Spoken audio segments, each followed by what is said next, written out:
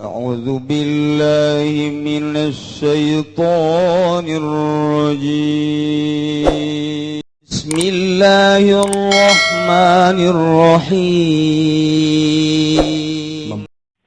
يا ربي بالمصطفى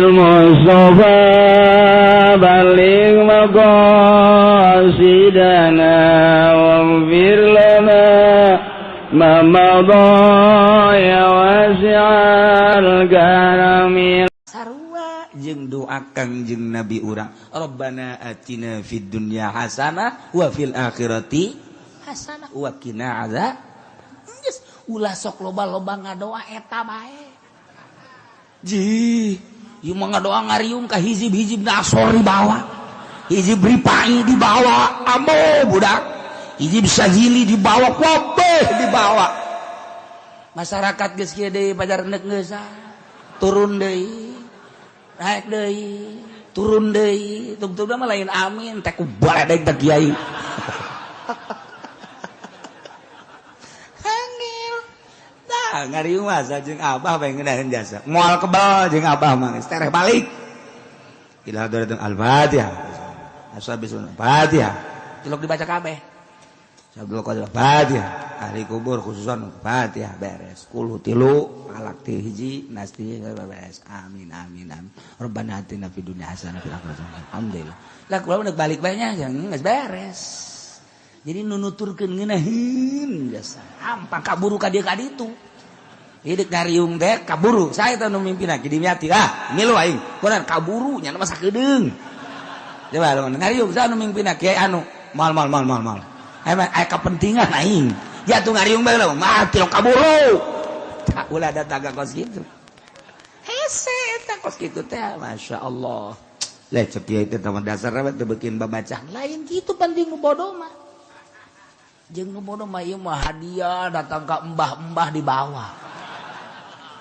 embah gunung karang ilaruhi embah gunung santri wa ilaruhi embah gunung wow ka embah-embah lah mun sorangan di kamar los si mbah eyang bawa ku sia kabeh ai babarangan atuh teu kudu geus doana ge ieu bae teh Rabbana atina fid dunya hasanah wa fil akhirati hasanah wa qina adzabannar beres geus tereh lain salah bener teu bisa bahasa Arabna bahasa urang bae Gusti muga di dunia dibere nyi hasanah di akhirat dibere nyi hasanah sallallahu alaihi wasallam itrati wa bi'al ibadamu takidi minum usara wa minum duriju bidamin makana hadza jazai nasatu lakum an tukhlifuni bisuin fi dhawi rahimi a'udzu billahi minasy syaithanir rajim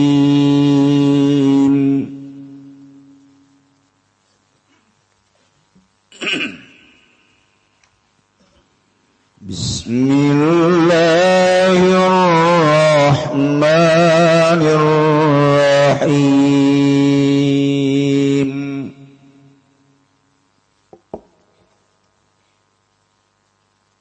Alladzina yattabi'una ar-rasulan nabiyyal ummi الذي يجدونه مكتوبا عندهم في التوراة والإنجيل يأمرهم بالمعروف وينهاهم عن المنكر ويحل لهم الطيبات ويحرم عليهم الخبائث ويضع عنهم إصرهم والأغلال التي كانت عليهم فالذين آمنوا به وعزروه ونصروه واتبعوا النور الذي أنزل معه ulaika humul muflihun. Allahu a'lamu bimaradihi alladzina jatana wong akeh tabi'una kang padangan uti alladzina kabeh ingkang jeung rasul kang dadi nabi tur kang bangsa ummi Muhammadan nyatane kang jeung Nabi Muhammad sallallahu alaihi wasallam alladzi jidunahu kang namu ya alladzina kabehu ing rasul atau ing nabi rasulan nabi makruban ingkang den tulis ing dalam sanding alladzina fit Taurat ing dalam kitab Taurat wal Injil lan Injil bismihi kalawan aran Nabi wa sifatihi lan sifatan Nabi yamuru marentayan Nabi hum ing alladzina bil ma'ruf kalawan kabecikan wa yanhahum lan nyagahian Nabi hum ing alladzina 'anil munkari saking kang munkar wa yuhillu lan ngahalalkeun ya Nabi lahum kadua alladzina at-thayyibati sakeh kang becik mimma hurima saking barang kang den haramkeun ya mati syarihim ing dalam syarane alladzina wa yuharrimu lan ngaharamkeun ya Nabi alaihim ing atas alladzina al-khaba'itha ing pirang-pirang kang jemer minal maitati wa nahwiha saking babatang lan umpamane mayit.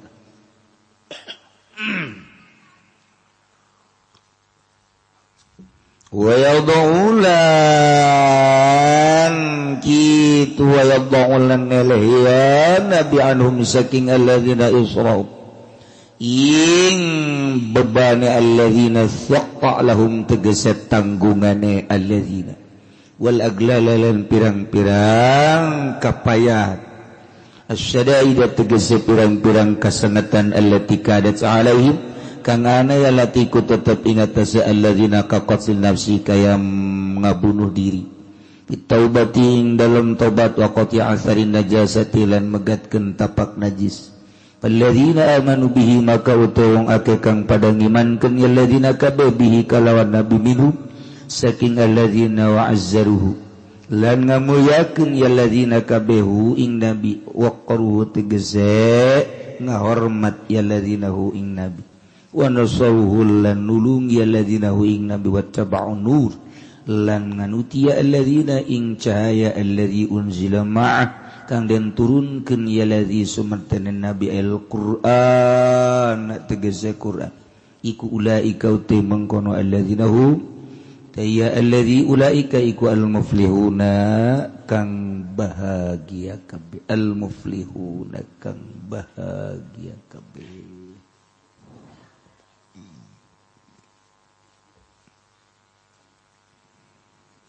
Ayat ieu teh nyaritakeun tentang konfirmasi doa Kangjeng Nabi Musa alaihi salam.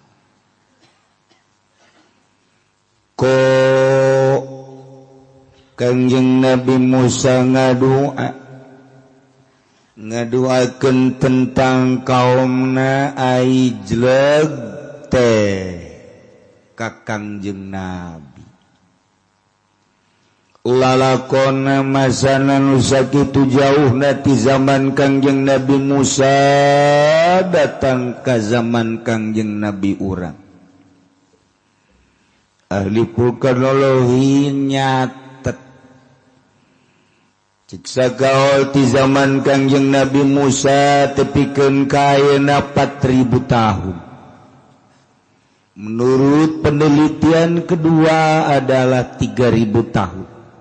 Menurut penelitian ketilu 2.500 tahun. Dipilih tina tanda-tanda kayu peti Kangjeng Nabi Musa. Ditilik tina batu. Diteliti tina paduan ukiran.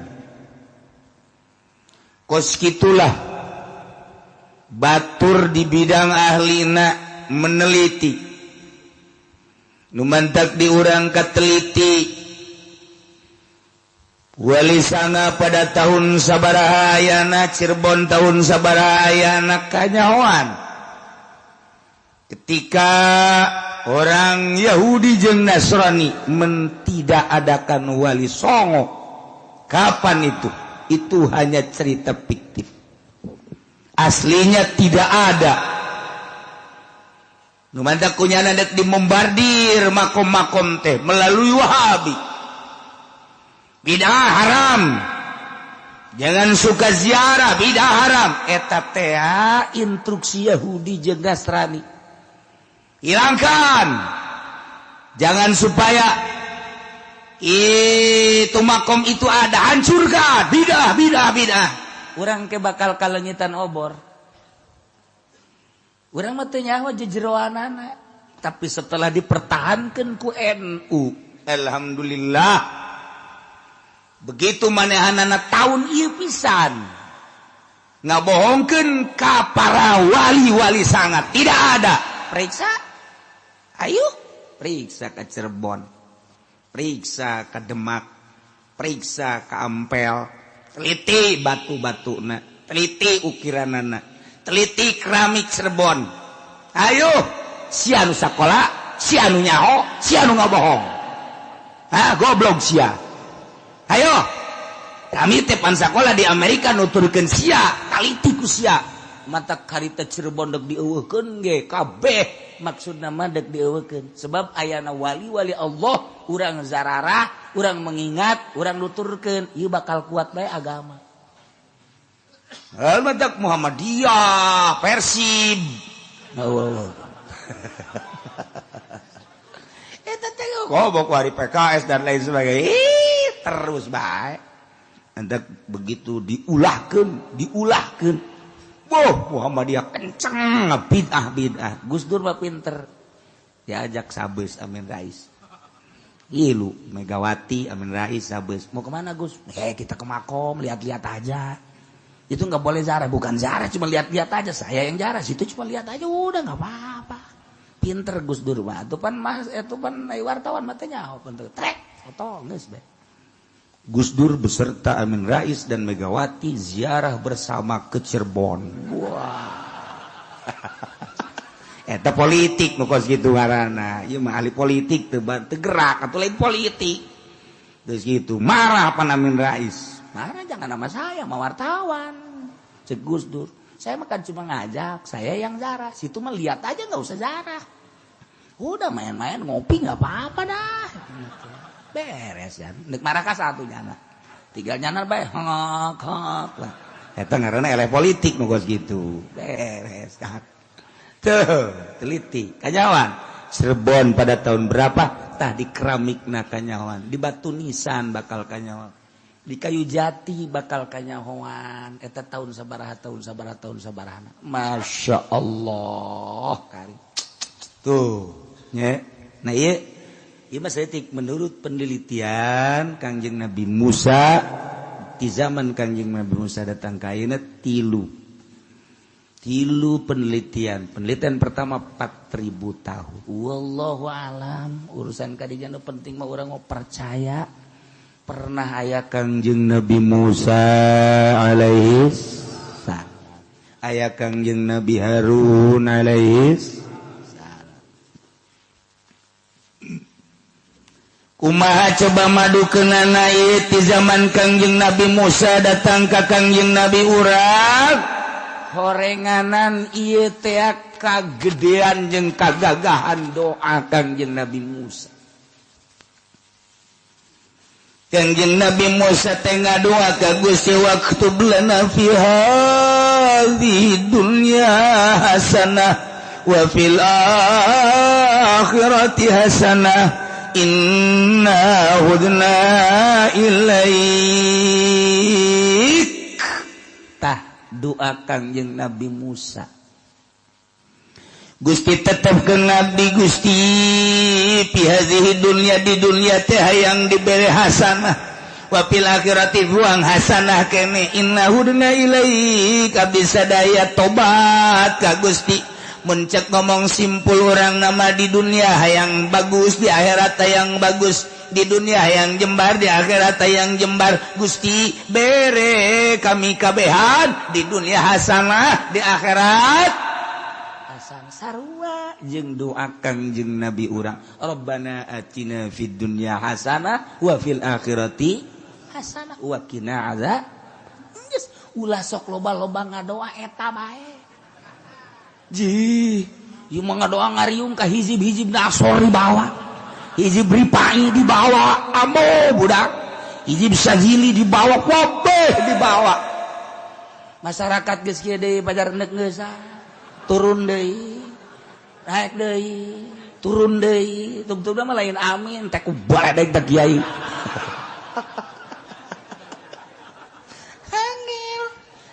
ngariung masa jeung abah bae ngeunaheun jasa moal kebal jeung abah mah geus tereh balik ila hadratul al-fatihah ashabul fatihah tilok dibaca kabeh sabul qadir fatihah ahli kubur khususan fatihah beres 10 tilu alak ti hiji nasti beres amin amin amin rabbana atina fid dunya hasanah fil akhirati alhamdulillah lah kumaha neuk balik bae nya geus beres jadi nunuturkeun ngeunaheun jasa hampang kaburu ka dieu ka ditu hidup ngariung teh kaburu saya teh nu mimpina ki dimiati milu aing kunaon kaburu nya mah sakedeung coba ngariung saya nu mimpina kiai anu mal aya kepentingan aing ya tuh ngariung bae lah mah kilo kaburu tak ulah ada taga kos kitu hese eta kos kitu teh masyaallah lah cek kiai teh taman dasar teh beukeun babacaan lain kitu penting nu bodoh mah jeung nu bodoh mah ieu mah hadiah datang ka embah-embah di bawah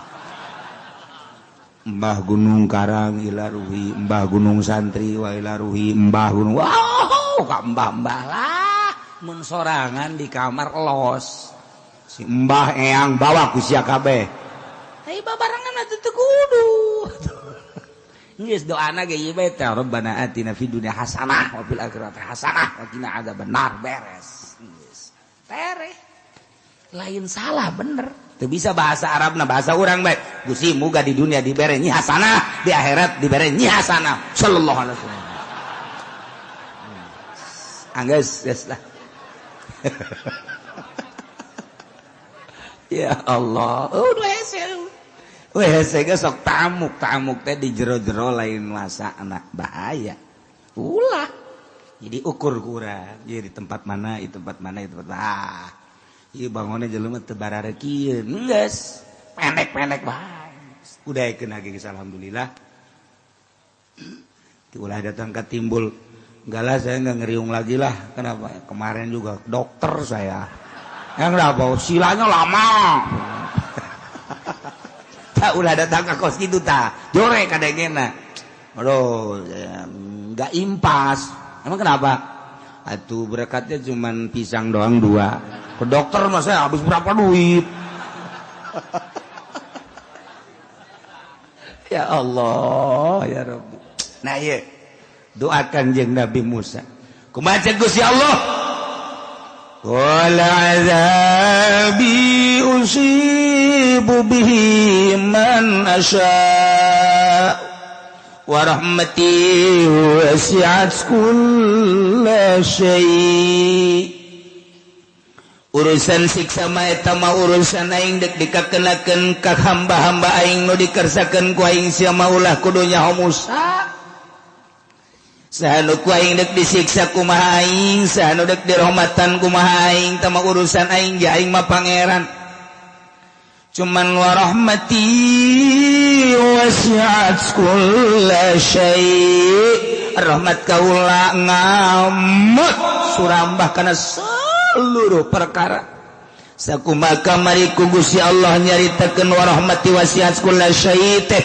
datang ka iblis bunga hasanah aing ge bakal kakenaan ku rahmat sebab bahasana ge wasi'at kulla syai ai syai mah termasuk aing di jero cak iblis beh aing sakumaha geus dijanjikeun bakal ka neraka teh bunga kacida anu luar biasa lantaran Gusti Allah nyaritakeun wa rahmati wasi'at kulla syai iblis datang ka seserian tapi disusul deui ku Gusti Allah fasaktubuha lilladzina yattaquna wa yutuna zakah walladzina hum biayatina yu'minun.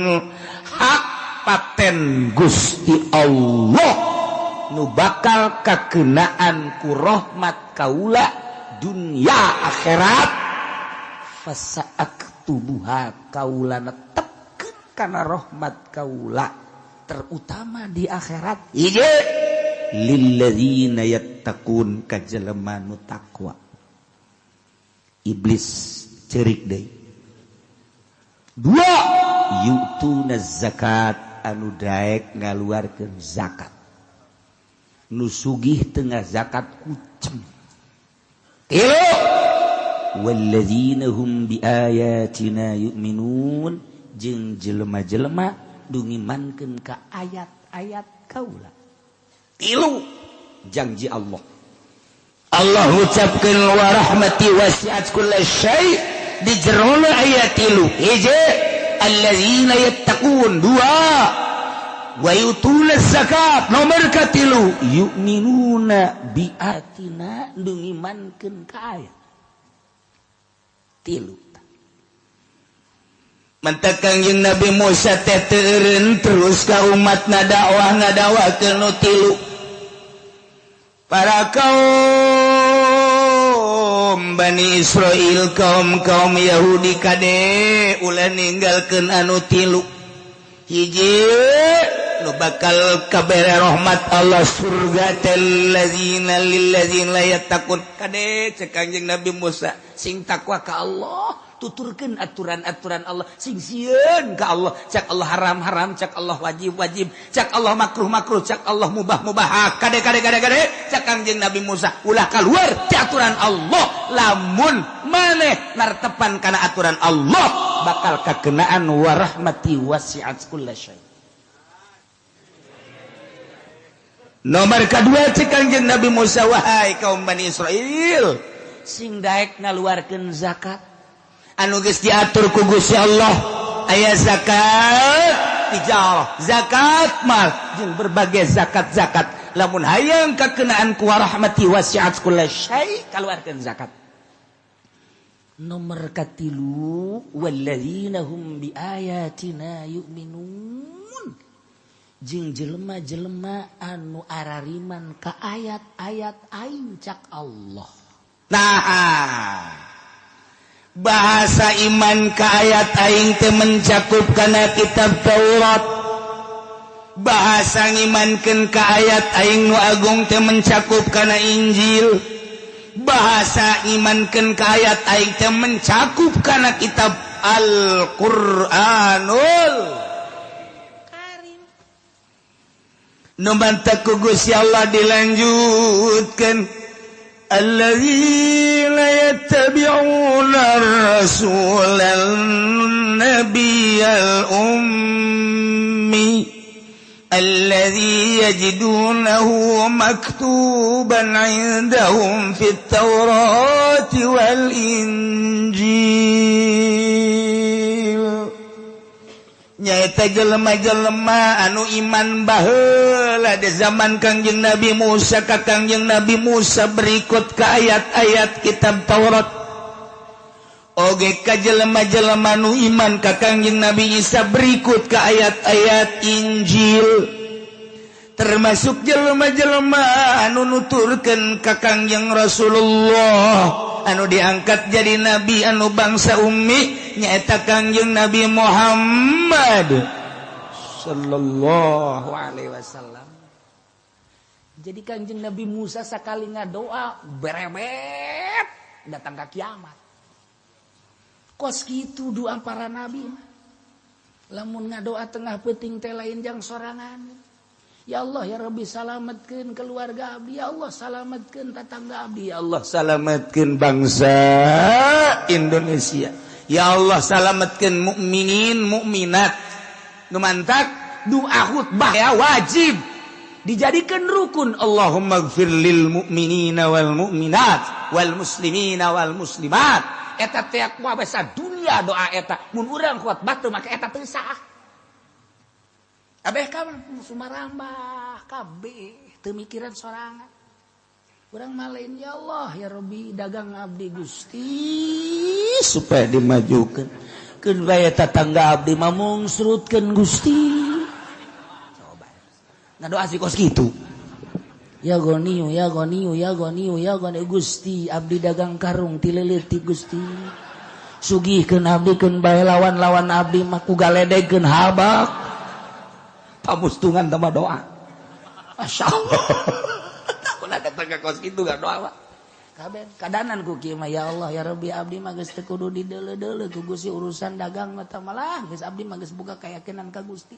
Tapi tetangga abdi karunya tuh majukeun Gusti tetangga abdi dulur abdi majukeun geus keun bae abdi mah urusanna tah malah urusan Gusti ka abdi mah ikhlas ridho mun dulur abdi tetangga abdi mararaju Gusti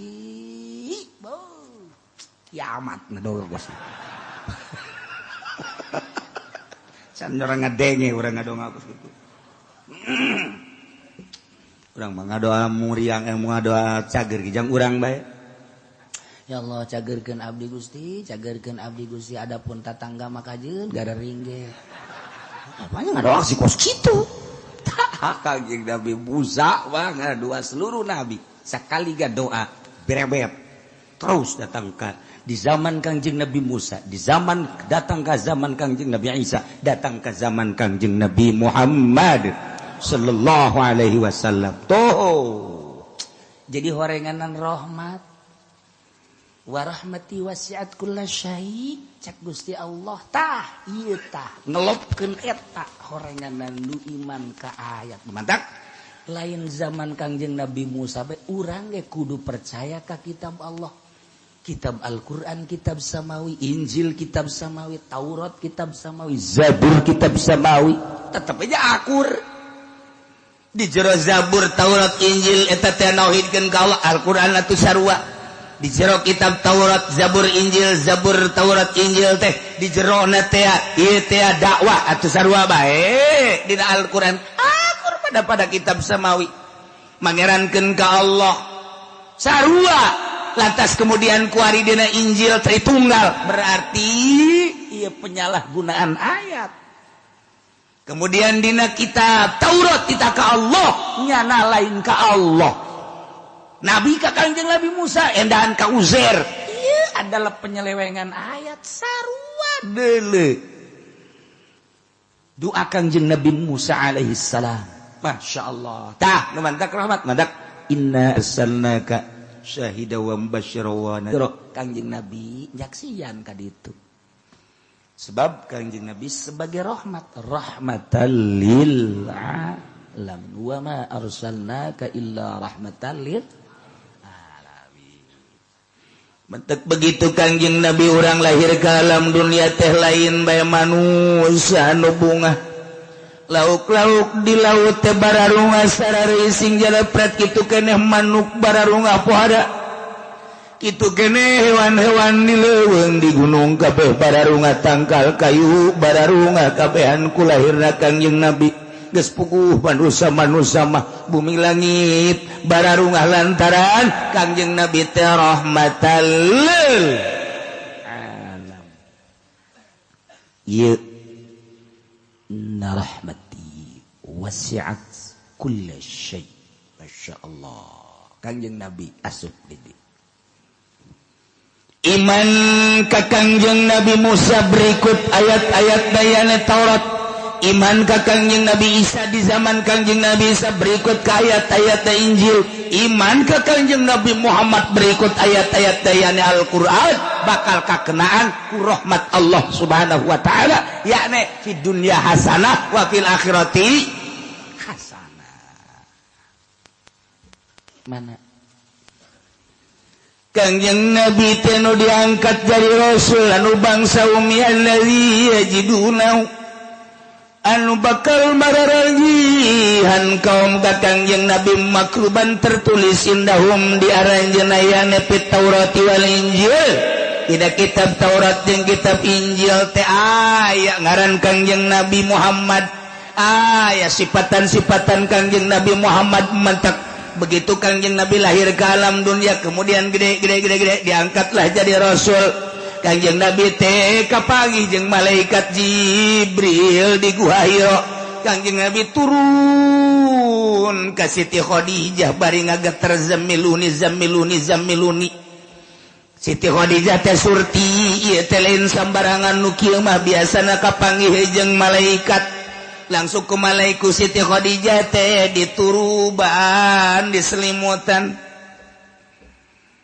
Ya ayyuhal muzammil qum fa'anzir wa rabbaka fakabbir wa thiyabaka fatahhir. Muhammad hudang. Udang Kangjeng Nabi. Ieu lain sambarangan. Ditanya ku Siti Khadijah aya naon tuang? Cak Kangjeng Nabi papanggihan. Kumaha manggihna? Beuh lain lalaga aya hamba Gusti anu langit katutup. Cek Siti Khadijah. Nu kieu mah biasana jelema nu diangkat jadi nabi, jadi rasul. Dina kitab Taurat aya. Paham Siti Khadijah?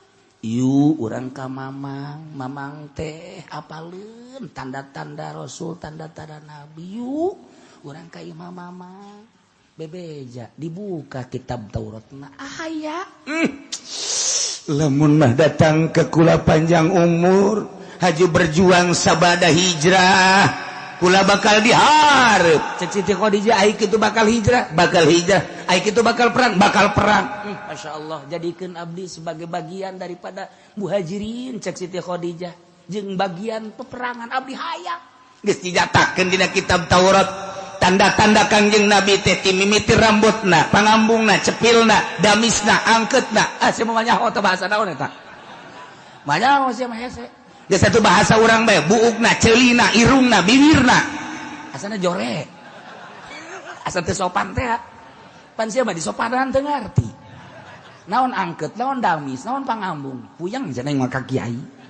Sakalina disogolkeun, asana urang teu ngeunaheun ka Kangjeng Nabi. Pan aya kieu bahasa teh. Ai kasepuh mah kulem. Oh, pun rama teh nuju kulem.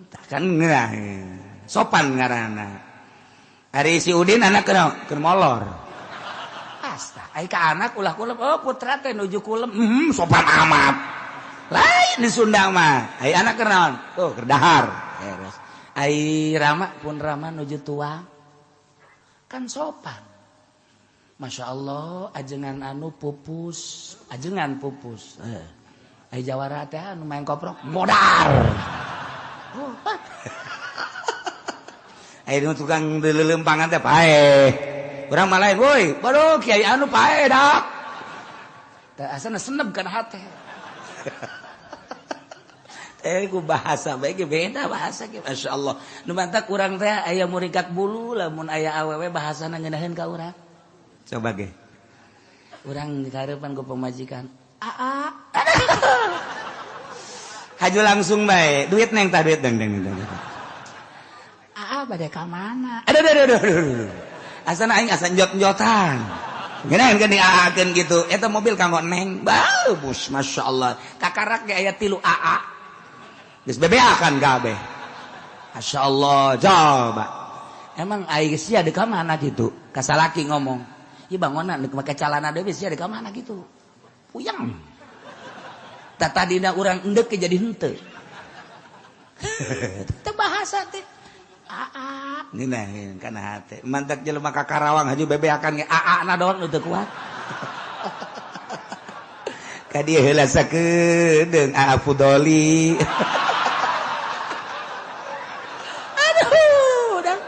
Kunci Fortuner dibikin ya neng ya. Aduh ya karib. Eta kos kitu da doang teu kuat ge. Bahasa nanaon ge teu meuli bahasa mah tuh. Beuh masyaallah orang mah sogol. Dia geus madang can. Oh kasalaki dia. Dia geus madang. Atuh pang nyokot, jokotong sebab cokor bae. Ieu budak dijadikeun nu ka-7 ku aing sia. Masya Allah bahasa. Nah iya, alladzi yajidunahu maktuban 'indahum fit Taurati wal Injil. Dina kitab Taurat nami Kangjeng Nabi parantos aya sifatan Kangjeng Nabi parantos aya nu mantap. Ketika jelema maca kitab Taurat anu asli, maca kitab Injil bardambas anu asli, jol Kangjeng Nabi teh moal disahasa ieu pasti sesuai jeung nu aya dina kitab Taurat, sesuai jeung anu aya dina kitab Injil. Ya'ti mim ba'dismuhu Ahmad, dengan berbagai ngaran Kangjeng Nabi nu kamari geus dicaritakeun. Di ahli surga mah Kangjeng Nabi teh Abdul Karim, ahli neraka mangaran Kangjeng Nabi teh Abdul Jabbar, ahli aras mangaran Kangjeng Nabi teh Abdul Majid. Di kalangan malaikat mangaran Kangjeng Nabi teh Abdul Hamid, di kalangan para nabi mangaran Kangjeng Nabi teh Abdul Wahhab, di para syayatin ngaran Kangjeng Nabi Abdul Qahir, para jin Kangjeng Nabi ngaran Abdul Rahim, di gunung-gunung mangaran Kangjeng Nabi teh Abdul Khaliq, di daratan mangaran Kangjeng Nabi teh Abdul Qadir, di lautan mangaran Kangjeng Nabi Abdul Muhaimin, di kalangan kegeremetan mangaran Kangjeng Nabi teh Abdul Giyat, di satu kesit mangaran Kangjeng Nabi teh Abdul Razak, di kitab Taurat di Injil pop jeung sejen-sejen deui. Kitulah ngaran Kangjeng Nabi. Di Zabur ngaran Kangjeng Nabi Faruq. Wa indallah, munggu Allah dina Al-Quran dijelaskan Toha Muhammad Yasin. Kitulah ngaran Kangjeng. Ayat geus nuturkeun ka Kangjeng Nabi Muhammad bakal kakenaan rahmat cek Kangjeng Nabi Musa. Nu Kangjeng Nabi Muhammad teh geus tertera dina Taurat jeung Injil. Sifatan-sifatan jeung ngaranna di antara gerak Kangjeng Nabi Muhammad teh ya'muruhum bil ma'ruf wa yanhahum 'anil munkar wa yuhillu lahumut thayyibat wa yuharrimu 'alaihimul khaba'ith وَيَضَعُ عَنْهُمْ إِصْرَهُمْ وَالْأَغْلَالَ الَّتِي كَانَتْ عَلَيْهِمْ. Jumlahna sifatan Kangjeng Nabi nu tertera dina Taurat jeung Injil teh 9. Nomor kahiji ar-rasul, yattabi'una ar-rasul. Nomor kadua an-nabi. Nomor katilu al-ummi. Hartina ummi anak cek Kangjeng Nabi kaula teh bangsa ummiyah. Ummi hartina ummi tara nulis tara maca ummi. Sebabun Kangjeng Nabi nulis besi bajarkeun bahwa ieu Quran teh buatan Kangjeng, mun Kangjeng Nabi maca besi Quran teh majarkeun ieu teh bacaan Kangjeng Nabi.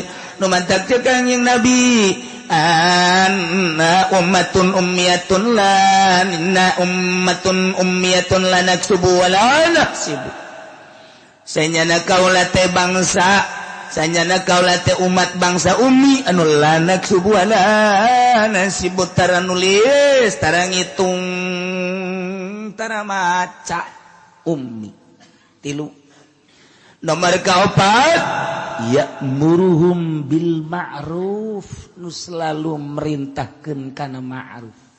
Kangjeng teureun-eureun Kangjeng Nabi mah terus bae amar ma'ruf. Ka jelema teh teureun-eureun nitahan hade bae kade, aranjeun teh kudu salat kade, aranjeun kudu puasa kade, aranjeun teh kudu ngazakat kade, aranjeun teh kudu haji. Ya'muruhum bil ma'ruf. Nomor kalima nawayanhahum anil munkar. Kangjeng Nabi teh selalu ngalarang tina kamunkaran-kamunkaran. Kade ulah mabok, kade ulah maling, kade ulah zina, kade ulah ngabohong, ulah hasud, dan selanjutnya. Iyalah tugas Kangjeng Nabi, amar ma'ruf nahi ya'muruhum bil ma'ruf wa yanhahum 'anil munkar. Genep wa yuhillu lahumut thayyibat. Kangjeng Nabi teh anu ngahalalkeun kana barang-barang anu bagus menurut perwatakan. Jadi berarti ditilik tina perwatakan urang Arab lantaran Kangjeng Nabi lahir di Arab, maka urusan halal jeung haram durutkeun sakumaha perwatakan urang Arab. Kullu mas tatbasahul Arab bahwa halal. Kullu mas tatbasahul Arab. Setiap perkara anu dianggap bagus ku urang Arab. Sebab Kanjeng Nabi lahir di Arab. Secara umumna perwatakan. Lamun anu dianggap bagus cek watak urang Arab. Urang Arab mana kerukut? Lain. Saya menyahona ka kerukut doang. Urang Arab anu perwatakanana murni angsongkeun ka urang Arab. Lamun cek urang Arab bagus. Bagus. Mencek urang Arab teu bagus, haram. Matak diangsong-angsongkeun di zaman Kangjeng Nabi ka Kangjeng Nabi. Geus arang geus kabeh ge diangsongkeun ka Kangjeng Nabi lah dieuna nyieun ijma ulama. Makanan-makanan terus diangsong-angsongkeun. Lamun bagus cek urang Arab, berbagai penelitian watak teh.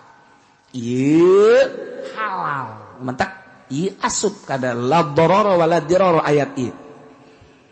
Ayat wa yuhillu lahumut thayyibat wa yuharrimu 'alaihimul khaba'ith. Pokona ieu timbullah asbah wan nadzair la darara wala dirara.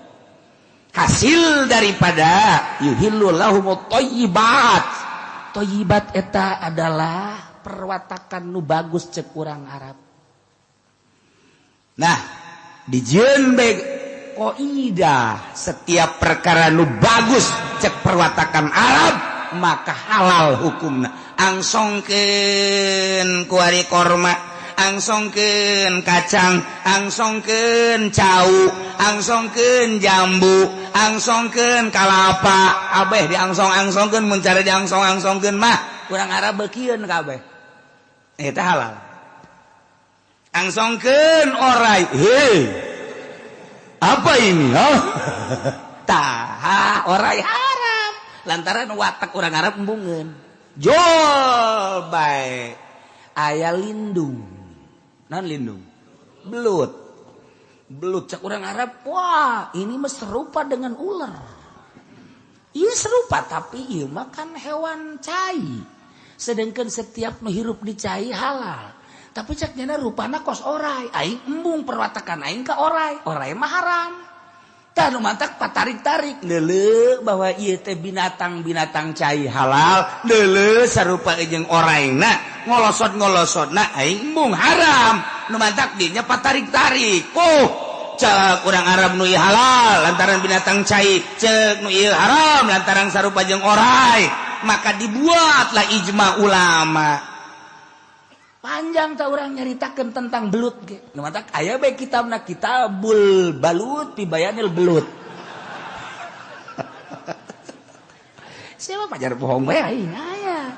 Sesuatu teu ngaji jing. Matak ge ngaji cak ge jing. Jungjang jing cisoka eta.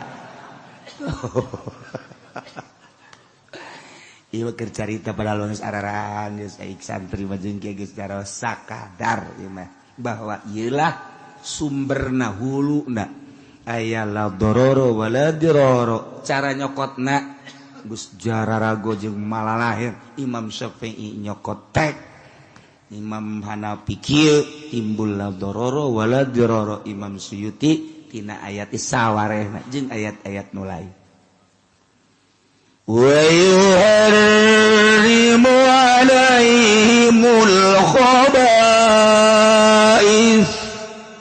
Kangjeng Nabi teu ngaharamkeun kana anu jala lember kaya ning bangke jeung sabangsana anu jala lember diharamkeun anu bakal ngabayakeun ka diri sorangan ngabayakeun ka batur eta teh haram jol bae kuari afyun jol bae madat jol bae kuari matu kitu ganja langsung coba ganja set ganja so sengat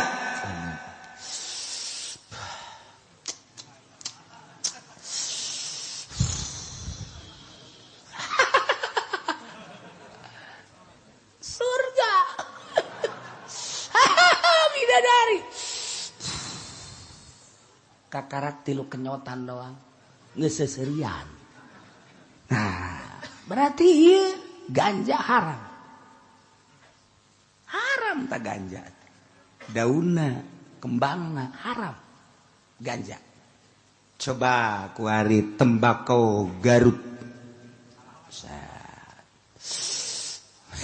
biasa bae budak haneut doang euy waduh kaum rasa samsu ya teu naon sok bako Madura bako NTB bako Garut bako Palembang eueuh nu ngamabok berarti kan henteu mabok bako mah nu mentak ayeuna muih deuk ngaharamkeun rokok atuh tinggaleun dah atuh tinggaleun ayo jieun hukum lawan ku sia fawaidul makiyah je mentak udah sok terbawa arus aji heula lamun teh mah eta ganja haram jelas sedot ku sia sakali sedotan dua kali sedotan geus weng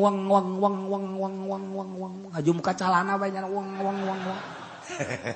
rokok ku sia deh moal mabok rokok paling tunduh aya anu tunduh ku ngarokok cager aya anu cager ku ngarokok gering artina sing ada kiai mah ulah sok aju ngaharam-haramkeun barang nu lain haram sebab naon al hukmu yaduru ma'illatihi wujudan wa adam mata wujidatil ilat wujidal man wa matan tafat intafat ge naon elatna oh elatna teh natni ai elatna ni teh bacin ieu teh elatna ti bisa tah henteu sok udag-udagan mantekan munazorohan ulah sok wani-wani ngaharamkeun cenah ieu aya dina kitab tasawuf lain deui kitab tasawuf jeung fikih nek hukuman haram fikih apa ngeuk hukuman make ahli tasawuf ayo aya ahli tasawuf mah hiji doang nya nama min husni islamil mar'i nah eta bae tarku malayani tidak sawarena bagus husni islamil mar'i islamna seseorang ninggalkeun perkara anu henteu berfaedah atuh lain rokok bae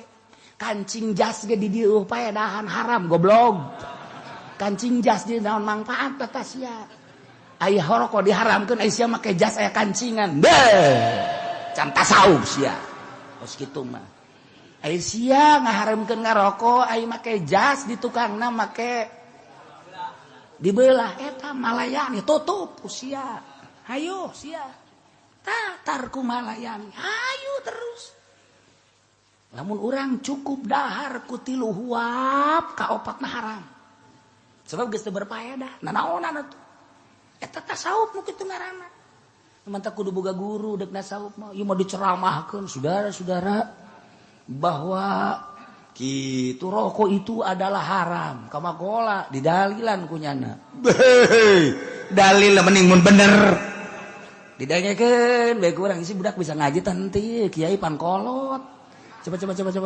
aya praktek at-tanbak haramun tanbak teh tembakau lamun al-afyun beda al-hasyas beda mantak tasawur heula tuh naon tanbak naon afyun naon hasyas naon hasyis atuh kudu hiji-hiji ditasawur ulah waka dihukuman beuh imana di jelema-jelema udang-udang nya gede ngaharamkeun rokok make pikir wah enggeus bakal ditinggalkeun umat kajian hukum ge nu ninggalkeunna lain umat sah Gusti Allah ulah diajian kos kitu mah teu bisa ngaji nang sah nang Allah sebab nang sembarangan Ji atuh hukum nu makruh makruhkeun bae. Adapun urusan anak kaditu na macam-macam tah lain deui. Aslina haram, aslina makruh. Urang teu deuleu bae di kitab-kitab. Jaroko mah tambak teh ya geus ditasawur ku ulama. Eta teh teu ngamabokeun ngan sakaran nganatnukeun. Geus jatuh hukum kana makruh. Ku ari diharamkeun. Rempag sia kejeun hukum. Rempag sia kejeun hukum. Deh, parang sana. Ulah sok kababawa. Heulanan urang bae tukang ngaji kababawa ku pamarentah tuh ulah. Nya diharamkeun korupsi embung. Nya diharamkeun sogok menyogok embung, ai urang dibabawa teh ngaharamkeun rokok ke heula daak. Dah dasar bae cenah kiai mah beuki atuh aing mah nya beuki nya nyaho hukum. Ya atuh naon deui atuh? Abe dibere aing rokok ku gudang garam habak. Sakalian ya tuh siapa emang hayang dibere bae meureun. Lain kitu ulah sambarangan ngahukuman.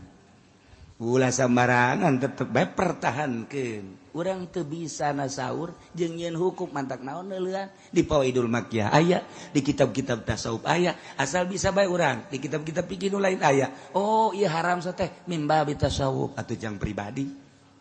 Ieu mah haram di bidang ieu kieu elatna. Oh lain deui ieu mah teu sumarambah. Oh ieu mah haram.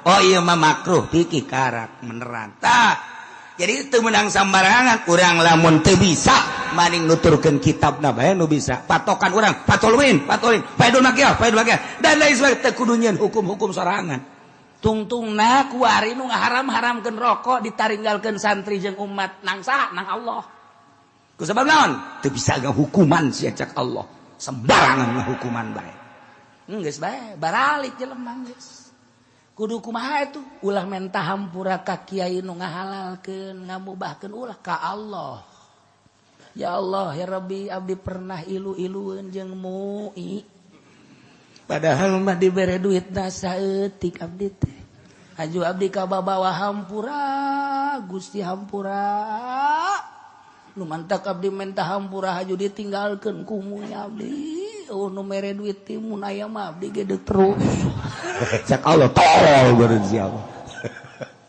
ya tobat dan nu hese kasalahan hukum matak naon tobat cara ulama-ulama baheula hukuman ciger aya nu datang eta salah meureun hukum bener tah teliti heula oh heuh hampura atuh salah matak naon sih jalain nu kiai hukuman nu Allah tah ngeunaheun kan masyaallah mantak NU seserian we barang aya nu ngaharam-haramkeun eta kakarak unsur khusus encan unsur muatan politikna naon sih muatan politikna kan aya teu sembarangan kan mui aya di Singapura haram ngarokok polusi tah mah aturan negara di urang deuk make aturan negara moal bisa sebab naon dokter ka batur bisa jasa dokter wah ini paru-paru ya ini larangannya jangan merokok ya udah jangan merokok jarak ke kantor saya tinggal rokok dokter pasien kadinya dok tadi katanya jangan merokok kok dokter merokok nggak apa-apa sedikit mah kalau banyak jangan udah situ juga ngerokok dah mati mah bukan urusan rokok urusan Allah ya iya itu tadi jadi dokter psikos itu di Indonesia iya itu di Indonesia dokter Rianto almarhum dokter Wiranto kan akrab biasa jeung abah mun ka dieu nya mere obat dok tah ieu obat ini dok ini kalau kebanyakan dikasih tetangga boleh udah nggak apa-apa kalau ini udah kasih kan aja lah seknya babari dokter Wiranto mah jadi urang keur ka ditu ngarokok bae nya ku kada ditanya dok kok ngerokok nggak ada penyakit nggak apa-apa yang nggak ada penyakit nggak boleh ngerokok udah kita sama-sama ngerokok jarum deh nya ngarokokna atuh jengkula di dinya di kantor ngarokok bae nya nama tuh jadi jangan kantor kedokteran ge bau rokok. Wirianto geus macem-macem bae. Masya Allah naik cerita hukumna sakadar makruh. Buya Cidahu ngarokok penting aing ngaji geus jam 2 eureun heula ngarokok. Capek meureun nya. Ngarokok digulung ngarokona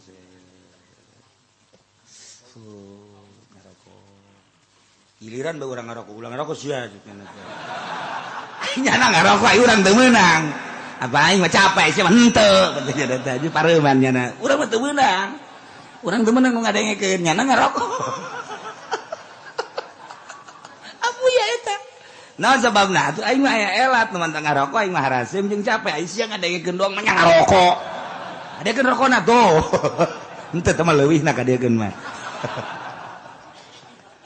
nah eta ngarokok biasa kieu prawira ngarokok maksudna naon ukuran kadinya jago ngaji ajengan imam guru kula Garut neuk ngadu naon nyana Juman bisa Syamsiah bisa geus puguh kitab-kitab bangsa Alfiah Samarqandi mah nyana mah aya teh muridna cengkodir teh benda kerep eta gaji khusus di nyana jago ngajina ngantak begitu aya anu ngaharamkeun speaker seuri bae nyana ngaharamkeun speaker make naon cenah ngaharamkeun make alat naon maksudna make parabot piki apa parabot tasawuf salila make piki atuh deuk nanaon nyana mah atuh deuk mana kitabna nu ngaharamkeun speaker mana hadis mana turunkeun cek cenah hayu urang mantekan urang ukudul jubanan urang jamu jawamayan jago jasa eta kan jago jasa ngajina ngarokok nyana atuh ai sia teu bisa ngaji teu ngarokok maksudnya ngaharamkeun gitu itu ngarokok masalah je kene-kene haju teu beuki ngarokok atuh ulah urusan haram teu beuki ngaranna lain deui aja can nanya ka kiai kiai ngarokok teu aing mah nu mantak ngarokok abeh dibere rokok kan lumayan ngajualan rokok bae ge oh sia ajuna mah aing hayang ongko dibere henteu daya cerita hukum Masya Allah samarangan tanda kula samarangan kali heula tarigi tuh at-tambak haramun kukula kadenge be ya atuh urang Garut pan marak naon tembakau dikedu melak tembakau terus NTB melak tembakau eta teh tembakau Indonesia teh diakui luar biasa aset tembakau Indonesia teh termasuk aset nomor kebarang wadena luar biasa anu asup ka negara teh sabaraha persen aset gede anu mantak aja diharamkeun aya unsur naon ye aya urusan polusi atuh teh mah undang-undang negara pek bae aya bisa mah cara Singapura mun ngarokok urang tengah-tengah kota 3 juta namun di pinggir kota 2 juta namun di sisi hotel 1 juta lamun di jero kamar 500.000 aya aturan-aturan anak lamun endek aya khusus tempat ngarokok taman los urang keur kieu bae ge ditungguan bae ngarokok ditungguan ku jelema make hejo-hejo isian eta nungguan kuntungnya Pak saya ditugaskan oleh negara untuk ngambil kuntung oh jadinya ada tugas urang keur ngarokok bae ditungguan ku piceun bae ku urang cokot ku nyana heula ngarokok ya, ada kita tadi mentas ya ke aing. Ya Allah ya, ya'muruhum bil ma'ruf wa yanhahum 'anil munkar wa yuhillu lahumut thayyibat wa yuharrimu 'alaihimul khaba'ith. Mun ditotor cara nyokot hukum panjang. Ieu mangan sakitu bae. وَيَضَعُ عَنْهُمْ إِصْرَهُمْ وَالْأَغْلَالَ الَّتِي كَانَتْ عَلَيْهِمْ jeung deui Kangjeng Nabi teh anu nyingkir-nyingkirkeun kana beban-beban manusia kana tanggungan-tanggungan manusia jeung kapayahan-kapayahan anu jadikeun belenggu terhadap manusia contohna model baheula di zaman Kangjeng Nabi Musa mamun tobat teh kudu bunuh diri jelema boga kasalahan tobat ka Allah kudu mehan maneh ketika bajuna kena najis lain kudu diseseh tapi kudu digunting urut najisna kan berat mentak dirobah di zaman Kangjeng Nabi mau ya dhawanhum israhum wal aghlal lamun tobat cukup ku istighfar bae aya aturan-aturan tobat tina naon ieu teh apakah mabok apakah zina apakah maling jeung apakah tina urusan-urusan nu lain aya aturan-aturanna waqat jeung teu kudu digunting tah cek Kangjeng Nabi Musa terus rahmat Allah nembus nembus ka umat Kangjeng Nabi Isa, nembus ka umat Kangjeng Nabi Muhammad sallallahu alaihi wasallam. Nu mantap. Alladzina amanu bihi wa azzaruhu wa nasaruh. Maka ari jelema-jelema anu harari iman ka Nabi, haju manehanana ngamulyakeun ngamumule ngahormat nulungan naon anu diperjuangkeun ku Kangjeng Nabi. Wattaba'un nur alladzi unzila ma'ah, jeung nuturkeun kana Al-Qur'anul Karim sebagai penerang cahaya nu diturunkeun bareng ka Kangjeng Nabi melalui malaikat Jibril alaihissalam. Ulaika humul muflihun. Tah etalah jelema nu iman ka Kangjeng Nabi, anu ngamumule ngamulyakeun ka Kangjeng Nabi, nulungan berjuang terus sakumaha aturan Kangjeng Nabi nuturkeun kana Al-Qur'anul Karim.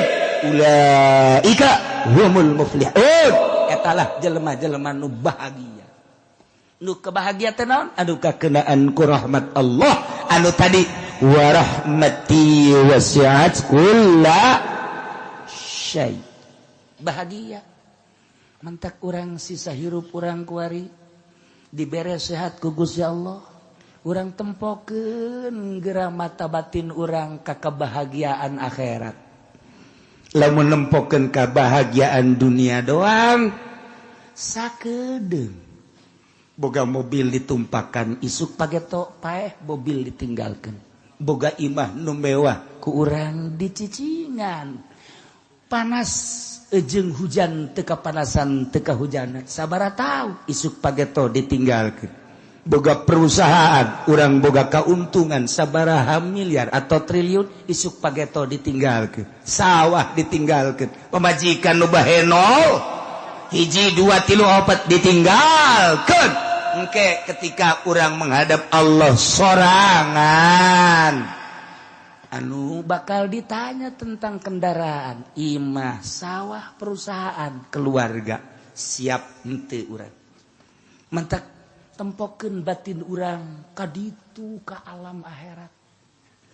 Bakal kumaha aing ketika ditanya tentang kendaraan, nanti mana ka mana digunakeunana. Ayo sia kitu keneh imah, kitu keneh sawah, perusahaan. Sakedeuk dalam dunia ulah kokomoan, kena-kena kerja di DPR, jadi bupati, jadi gubernur, jadi pejabat. Itu keneh jadi pengusaha, orang kokomoan, hotel mana bae dibeli, bikang mana bae, awe mana bae, kumanehana ditumpakan. Hehehe, sakedeung deui sia bakar ngalengkah. Cara nu kamari Haji Ahmad teh magrib ngobrol kene, Isa masih berjamaah kene, magrib berjamaah kene. Jam 7 maot. Da kumaha? Mending lamun urang geus boga bebekalan. Ditanya salat rapi, puasa rapi, zakat rapi, puasa rapi dan lain sebagainya. Ketika ditanya kan mantep. Tapi lamun loba sangkutan-sangkutan urang, duh ditanya ku Gusti Allah. Nah, iyalah alladzina amanu bihi wa azzaruhu wa nasaruhu wattaba'un nur alladzi unzila ma'ah ulaika humul muflihun. Jelema nu iman, urang alhamdulillah iman, wa azzaruhu ngamulyakeun urang ka Kangjeng Nabi, alhamdulillah sakieu mah urang. Ciri ngamulyakeunana weh muludan mawa aqua hiji dibawa deui ku urang sedang sakitu ge. Weh rajaban gitu kene diayu-ayu ge batur mareng geus. Mawa cai marawa naon urang maca teh mawa aqua hiji diteuneun di hareupeun urang, dibuka didoaan balik dibawa deui ku urang. Pohara eta jelema pas gitu. Tapi sakitu ge deureus ku hadir lagi geus alhamdulillahirabbil alamin. Aya tanda lah. Nah, iman ngamulyakeun nulungan di antara nulunganana ieu urang keur ngaji kan nulungan Kangjeng Nabi ngaran. Ieu urang nulungan Kangjeng Nabi ngaranna ieu urang ngaji teh keur nulungan ngaluhurkeun agama Allah melalui ngaji. Di Suriah mah ngaluhurkeun agama Allah melalui perang nyawa taruhana. Di Baghdad kamari nulungan agama Allah perang nyawa taruhana. Di Indonesia mah urang kuari nulungan agama Allah melalui pengajian doa. Lamun aya nu muludan, aya kiai, urang datang, eta teh urang keur nulungan agama Allah. Namun urang teu datang, urang teh keur nyepelekeun agama Allah. Lain kitu cenah kiai. Kunaon tuh? Nu mantak teu datang kiai na Kiai Golkar. Oh, lain deui itu masalahna teh. Lain deui teh, bener sia atuh tah bener sia. sebabnya anak ge cenah kiai lain dek ngaluhurkeun agama ngaluhurkeun kantong oh kitu onam contohan ku sia cara kiai saha eta kemana meureun teh mah tah nu di luar teh nyahoan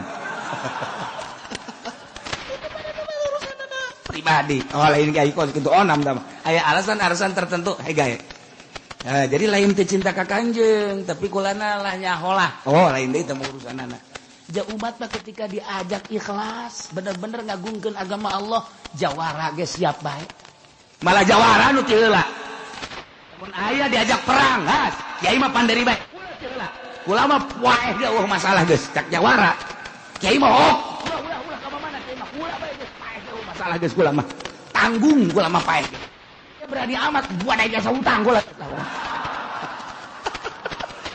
aduh sudah teh murni teh jawara Masya Allah dan mantak ngagungkeun agama Allah mah kudu pamurni-murni wauhkeun heula ka Allah wauhkeun heula ka Kangjeng Nabi amun geus murni ngeunaheun geus ulah waka mikiran batur ngagungkeun agama Allah urang bae ti heula he geulanan cara akidah urang nyahokeun ka Allah zatna nyahokeun ka Allah teh asmana nyahokeun Allah sifatna nyahokeun heula ka Allah carana ayo urang ngaji tauhid heula ti mimiti urang ngaji tijan ngasanusi ngaji umul barohin kabla dituna urang boga guru engke khusus anu nganyahokeun rasa urang teh kapan ieu teh can boga rasa kakarak carita doang tauhid urang mah caritana tauhid omong Allah aya naon dalilna aya dalem lanana bener nu ngarizkian salah nu ngarizkian urang Allah gimana ayatna ayatna teh dina Al-Qur'an wa ma min dabbatin fil ardi illa 'alallahi rizquha ih pinter oge sia hebat sia bener oge gas bagus balik ka imah sageron dagang bae pan cenah naon nu kumalandang di alam dunia Allah nu ngarizkian pan sia dagang we itu kudu syariat teu bersyariat teh bisa tah ketika nyana maca ayat wa ma min dabatin fil ardi illa 'alallahi rizquha kemudian nyana dagang eta teh tauhidna masih gicel keneh salah henteu ngan nyana bersyariat satungtung bersyariat eta teh bisa dibeli kiai mun bersyariat keneh bisa dibeli muana bae geus kiai muana bae moal sanajan udang-udangna gede bersyariat keneh bisa dibeli moal kuat kajen kumaha ge saudara sekalian, jangan sembarangan. Pemerintah kita itu nggak beres, nakal. Dengan demikian hati-hati. Kita cari kelurusan, kejujuran. Oh hebat amat di ceramah. Waalaikumsalam. Pak Kiai yang kemarin ceramah ya, saya tertarik. Bapak siapa? Saya utusan Pak Bupati. Oh ya mana Pak? Ini ada bingkisan dari Pak Bupati. Berapa tuh? Ada 20 juta. Nah makasih dah. Salamin sama Bupati ya. Iya. Ceramah dengan saudara-saudara sekalian, kita harus hati-hati. Negara kita kan negara demokrasi. Dengan demikian, ini negara bukan negara Islam. Maka kita unjuk terima kasih kepada pemerintah yang telah melaksanakan aturan-aturan di negara. Kita doakan sajalah. Alhamdulillahirrahmanirrahim. Ini isukna, Assalamualaikum. Isa, abi ususan ti Bupati. Badena ieu bingkisan sabaraha? 30 juta. Turun salam. Dulur ulah henteunya. Milih teh maningan kabupati nu aya bae. Ndek bener dek henteu maning pilih bae dah. Ulah hese-hese lah. Kiai bersyariat mah kos kitu takol habak. Tuh sia maju dulu deuleu ka kenca bae ulah wakal nah. Biasa bae sih.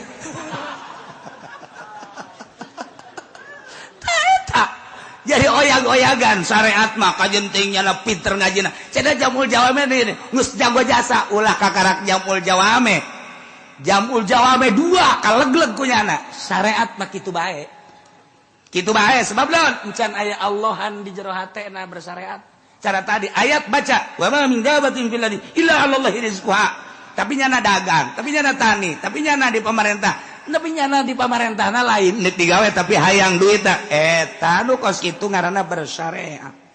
Tapi ketika jelema geus berhakikat lain deui.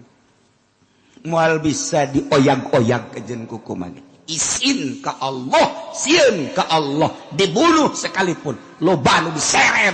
Imam Syafi'i di penjara, Imam Maliki di penjara, Imam Hambali di penjara, mempertahankan hukum. Izin ke Allah. Imam Bukhari diseret. Izin ke Allah keun bae. Paling paeh di dunia mah, tapi aing di akhirat dipuji ku Gusti Allah, dibere surga. Tapi kiai syariat mah hayang senang di dunia, di akhirat tadi perhitungkeun.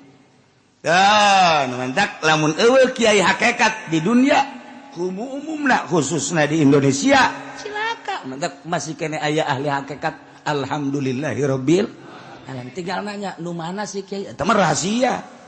Teu bisa sanajan sia di bejaan, engkena Puyang ahmadnya. Sebab naon? Atuh ahli hakikat besar wa babarengan jeung urang waya dahar-dahar waya nginum-nginum. Malah mah getolan sia kadaleuna ibadahna. Nya mah tugas datang ke hakikat pan, indah jas. Duh. Eta kan melalui toriko. Toriko melalui cobaan-cobaan. Nukus ku guru urang sok didongengkeun teh. Jelema bertoriko dek naikeun, kan naikeun rasa. Lain wirid toriko mah. Wirid mah babari. La ilaha illallah, la ilaha illallah, la ilaha illallah, illallah, illallah, illallah. Barang beunta cauna gede illallah. Illallah. Lamun cauna leutik illallah, illallah. Aja tarekat geus kitu. Heran deui. Lain tarekat memindahkeun rasa. Tina teu sieun jadi sieun, tina teresep jadi resep. Tina teu kadeuleu Allah jadi kadeuleu. Nah, guru tarekat ya, abang dek naikeunana make cobaan. Murid, ada. Sia geus dibere tarekat, wari dek ditaikeun. Pan lain wiridnya Nama cara naikeunna ya ge. Ha. Saurang-saurangna neangan kotok. Sanggeus neangan kotok bawa ka dieu, sanggeus dibawa ka dieu, terus lain diinstruksikeun hiji-hijina kudu dipencet ulah kadeuleu ku jelema. Nya, lamun kadeuleu aya nu deuleu berarti batal. Pencet ulah aya anu neuleu saurang-urang aja. Silakan. Udah angkat kabel. Maruli kotok bebeja. Ieu sedang isem sedang. Pencet. Pencet kabel. Aya nu mencit di kolong. Luak liut cenah sasas. Lulus asana aing. Aya nu mencit di kebon kirai. Lulus asana aing. Aya nu mencit di kolong jembatan. Lulus asana aing. Aya nu di kamar sorangan bae. Lulus. Kabeh macem-macem. Aya nu tipeting bae tipeting. Peting pencit. Neuleu ajan guk kumaha. Kabeh di bawah. Ieu kiai. Ieu di mana mencitna? Abdi di kolong bale. Aya nu legeun? Teu aya. Tanda. Sia. Abdi di kebon kirai. Aya nu neuleu? Teu aya. Sia. Abdi di kolong jembatan. Teu aya nu nulis sama sakali. Sia. Abdi mah tipeting, mama. Nu neuleu abdi ge teu neuleu. Dia penting geus dipencit sapencit-pencitna. Pajar hebatnya sabareu. Tinggal nu saurang mau kotok hirup. Pas siapa tadi pencit? Carekan ku mah. Henteu. Kunaon? Hese mencitna. Kunaon tuh hese? Cak mama ulah aya udah leja hese. Bang. Hese di kamar Allah neuleu, di kolong jembatan Allah neuleu, ti peuting Allah neuleu. Lah, kula mama wah hirup bae. Tah, cak mama tina 10 murid anu lulus hiji sia anu teu dipencit tuh. Boga rasa jana asa dideuleukeun bae ku Allah, tah mindahkeun rasa nu hese. Urang salat pada ungkugan bae maka bagi akur bae. Allahu Akbar akur. Bismillahirrahmanirrahim akur. Tapi perasaan kan beda. Nu ieu nginget-nginget karung bae. Nu ieu hayang ganti mobil. Anu ieu mah hayang bobogohan. Nu ieu hayang nyandung. Masya Allah macam-macam tuh perasaan. Tah eta mindahkeun perasaan tina takwari ka Allah bae hiji. Anu la yakhfa alaihi syai'un fil ardi wala fis sama. Henteu samar ka Gusti Allah mah. La yakhfa alaihi syai'un fil ardi, di bumi, di langit. Apa aya nu teu kadeuleu ku Gusti Allah? Malaya. Apa aya nu teu kanyahoan ku Gusti Allah? Malaya. Apa aya nu teu kadenge ku Gusti Allah? Malaya. Pokona mah eueuh nu teu kadeuleu kanyahoan, eueuh nu teu kadenge. Gerak urang, gerak Allah, deuleu urang, deuleu Allah. Kicep ulah pajar nang urang tapi nang Allah. Atuh kanyahoan pa Allah. Denge ulah pajar nang urang, nang Allah. Atuh kanyahoan. Allah naon nu kadenge Allah nyaweun naon nu kadeuleu Allah nyaweun naon nu urang lengkah Allah nyaweun ja eta teh lengkah urang lengkah Allah tah deuk nyindahkeun kana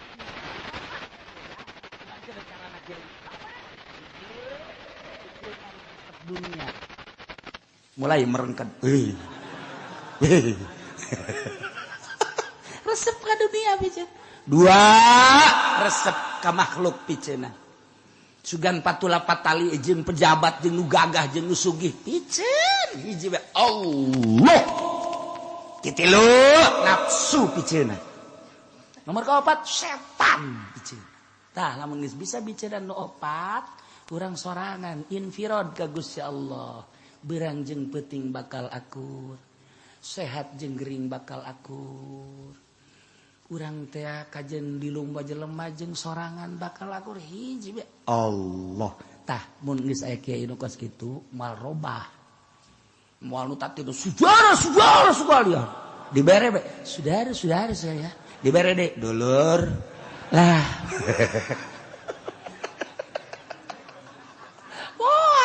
moal pelaya tetep bae urusan dibere ngan teu didah urusan bae eta urusan tebak gerak Allah ngan terus ka Allah cek bupati pan dibere pan terus bae ya tuh bukan sasa nu mere tuh sia mere bere deui aing Gus sia tuh aing mah tetep we kieu jalurna Al-Qur'anul Karim gubernur kajen gubernur bupati wilayah gubernur presiden sekarang ini menjalur Al-Quran mal kebal hirup kalengkah ke alam barzah tanggung jawab di hareupeun Allah tah lamun urang geus boga pemimpin nu kos kitu nyana ngajak perang daek we daek ieu mah hoi dulur perang saru teh heula sia ai di dinya ke heula tah kos kieu borangan lewat ka kuburan jadi dia ai mama di tengah emang kurang gitu ulah loba omong itu sia awas ya di kuburan ulah lompatnya emang kunaon mama aing keur nguji sia padahal menyana sieun ka murid mah bisa aing nguji sia coba datang ka banda sia dicekelan bae ku mama tuh sia barang datang ka kuburan lompat kabeh mama ge lompat tolong arek lain nguji nyana nu borangan tak urang embung boga mama kos kitu embung Nailah doakan yang Nabi Musa anu disusul ku rahmat Gusti Allah wa rahmati wasiat kulli syai ternyata horenganan lain sazaman Kangjeng Nabi Musa nuluy ka zaman Kangjeng Nabi Isa nuluy ka zaman Kangjeng Nabi Muhammad sallallahu alaihi wasallam nu mantak terus urang tuturkeun falladzina amanu bihi wa azzaruhu wa nasuhu